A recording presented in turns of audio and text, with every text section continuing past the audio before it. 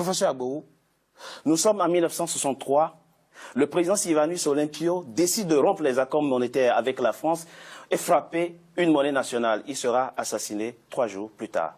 Thomas Sankara voulait ce qu'il appelle pour son pays une autonomie économique. Il sera assassiné lui aussi.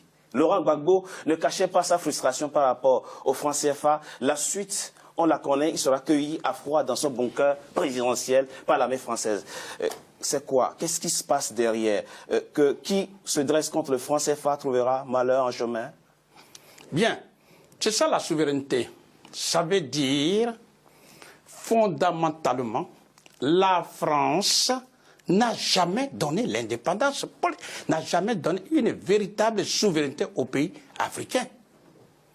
C'est ça. Parce que l'indépendance politique ne peut être affermie que par l'indépendance économique. Or, au cœur de l'économie se trouve la souveraineté monétaire. Donc, lorsqu'un leader politique, et commençons par le début, vous venez de citer quelques personnes, mais déjà avant 1960, que ce soit, c'est vrai, on a vu le cas de Sékou Touré, qui a pris son indépendance politique et en même temps a battu sa monnaie. Général de Gaulle, lui, a créé tous les problèmes, nous le savons. Mais après lui, il y a eu Djibo Bakary, du Niger, qui a été chassé par les Français pour mettre Amani Diori. Ensuite, nous avons eu Modibo Keïta du Mali, en 68. En 62. En 62, pardon, excusez-moi. Modibo Keïta était une lumière, avait déjà vu. Mais toutes les tractations, tout a été fait pour pouvoir finalement créer une inflation galopante. En un mot, Modibo Keïta est mort en prison, empoisonné. Ensuite, il y a eu, comme vous le dites, en 1963, Sylvanus Olympio, qui justement devait mettre sur la place publique sa monnaie, mais le 13 janvier 1963, il a été assassiné froidement. Ensuite, il y a eu ce qu'on pourrait appeler François Nguetta Tombalbaye du Tchad, qui a été aussi bombardé par les Français le 13 avril 1975. Le Libyen Kadhafi, qui justement voulait mettre la monnaie africaine en marche et a dégagé tous les moyens.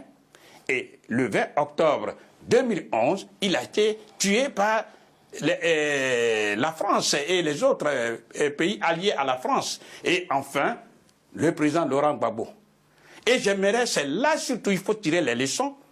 Lorsque la France a compris que le président Gbagbo n'avait plus d'autre choix que de battre sa monnaie, eh bien, la France a donné l'ordre et toutes les banques en Côte d'Ivoire ont été fermées immédiatement sans sommation. Et les réserves de votre pays, la Côte d'Ivoire, ont été bloquées. Non seulement ça, mais ce que je voudrais qu'on comprenne, parce que beaucoup n'ont pas encore compris, hélas.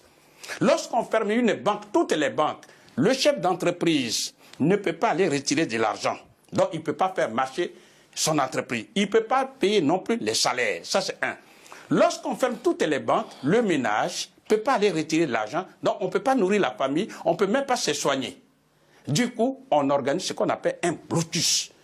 Un chaos économique pour obliger la population à se retourner contre le président Laurent Gbagbo dans ce cas d'espèce. Ça veut dire c'est une arme puissante que détient la France pour pouvoir maintenir en esclavage moderne déguisé tous ces 15 pays d'Afrique qui utilisent sa propre monnaie. Il faut que les Africains sachent ça. Le franc des colonies françaises d'Afrique, en abrégé le franc CFA, est une propriété à part entière de la France et le franc CFA se fabrique non pas sur le territoire africain, mais en France, précisément à Chamalières. À partir de là, elle met au pas les dirigeants africains. C'est ça que les Africains doivent comprendre. Ça veut dire qu'il n'y a pas d'autre solution. Si ces pays veulent se développer, il n'y a pas d'autre solution que de rompre de façon unilatérale avec le franc des colonies françaises d'Afrique.